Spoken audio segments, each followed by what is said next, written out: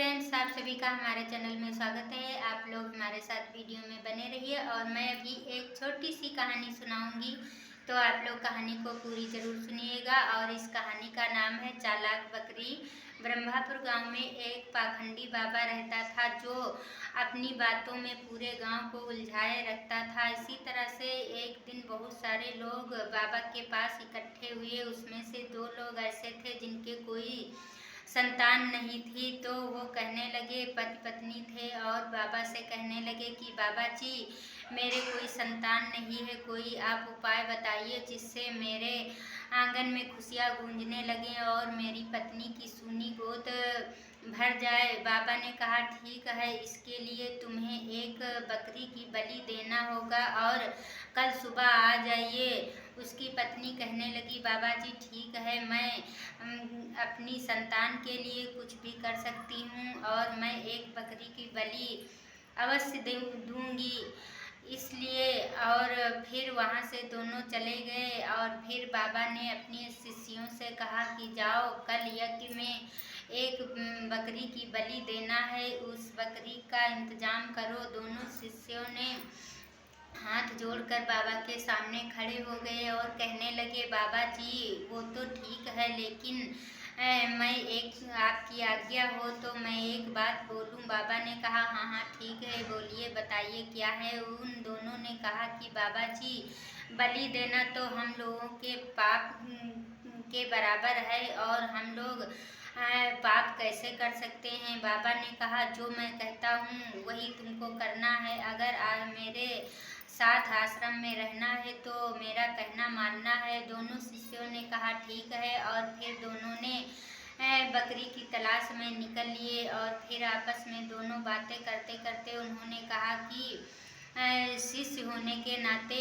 ऐसा तो नहीं कि हम दोनों को भी बकरी की बलि देने के पश्चात पाप लग जाएगा। वो दोनों ने कहा, रामू और श्यामू उसके शिष्य थे, उन्होंने कहा, रामू यही बात तो मेरे मन में गूंज रही है कि अगर ऐसा ना हो कि बकरी की बलि देने से कहीं पाप के भागीदार हम लोग भी बन जाएं।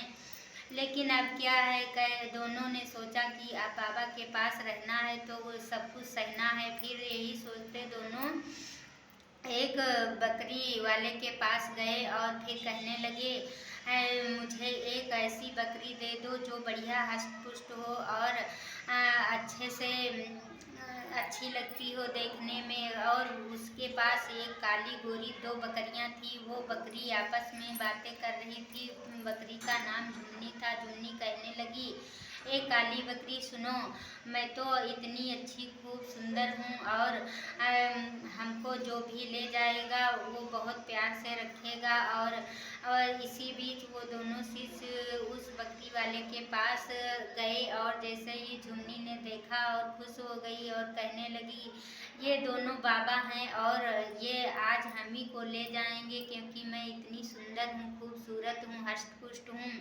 काली बकरी से गोरी बकरी झुन्नी कह रही थी। इसी बीच वो दोनों शिष्य वहाँ पहुँचे और कहने लगे कि मुझे बकरी दे दो। बकरी वाले ने कहा, ठीक है, तुम ये अच्छी और गोरी बकरी ले जाओ, ये बहुत तंदुरुस्त बकरी भी है और ये बहुत अच्छी भी लगती है। उन दोनों शिष्यों ने कहा, अरे मुझे इससे क्या लेना देना, अच्छी बुरी कैसी भी बकरी हो और वैसे भी उस बकरी की बलि चढ़ानी है। ये सुनते ही बकरी के पैरों की तले की जमीन खिसक गई और वो बहुत दुखित हो गई और काली बकरी से कहने लगी, देखो बहन, मुझे बहुत अपने पे गर्व था और मैं अपनी सुंदरता के पीछे अपने में खो गई थी, इसलिए कि मैं सुंदर हूँ तो मुझको कोई ले जाएगा, अच्छी अच्छी घास खिलाएगा, अच्छे से मुझे रखेगा, लेकिन ये तो बलि के लिए मांग रहे हैं। और वो बहुत ही दुखी हो गई बकरी। फिर दोनों ने उस बकरी को लेकर के बाबा के पास पहुँचे और जब रास्ते में बकरी को लिए जा रहे थे तभी दोनों आपस में बात कर रहे थे कि बेचारी बकरी तो ये कल भगवान को प्यारी हो जाएगी, एक दिन के लिए मैं इसको आश्रम लिए जा रहे हैं। ये सब बातें बकरी बड़ी ध्यान से सुन रही थी और फिर इसके बाद बाबा ने कहा, ठीक है, इसको सुबह ही नहला धुला के बलि के लिए तैयार करना। जैसे ही दोनों शिष्य बकरी को बलि के लिए नदी नहलाने ले गए, तभी आपस में दोनों बातें करने लगे कि क्या है, बेचारी कितनी सीधी सादी है और अभी ये भगवान को प्यारी हो जाएगी। ये सब बातें बकरी ध्यान से सुन रही थी। तभी उसने कहा कि चलो, अब इससे अच्छा है कुछ इन लोगों से बात भी कर ली जाए, हमें लगता है इनको हमारे पे दया आ रही है। बकरी ने डटकर मुकाबला किया और कहने लगी कि आप दोनों तो बहुत ही दयावान लगते हो, ये सब बातें सुनकर हमें बहुत दुख हो रहा है। और फिर मैंने सोचा कि आप लोगों से कुछ बात कर ली जाए। बकरी कहने लगी, बलि के लिए मुझे बहुत खुशी हो रही है। और फिर बकरी तेज तेज से हंसने लगी। इसके बाद में फिर रोने लगी। उन दोनों शिष्यों ने कहा, अरे बकरी, तुम पहले बहुत जोर से हंसने लगी, फिर क्यों रोने लगी? बकरी ने कहा, मुझे तो हंसी आ रही है, वो जो बाबा मुझे बलि देंगे उसके लिए इसमें एक राज छुपा हुआ है। और फिर बकरी चुप हो गई, कुछ नहीं बोली।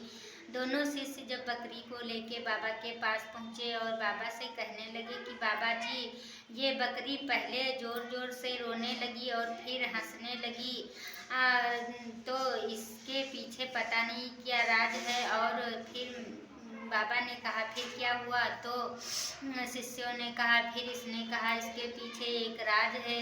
बाबा ने उस बकरी से तुरंत पूछा। तो बकरी ने कहा, बाबा जी, मैं रोने और हंसने इसलिए लगी थी कि मुझे आज इस श्राप से मुक्ति मिल जाएगी।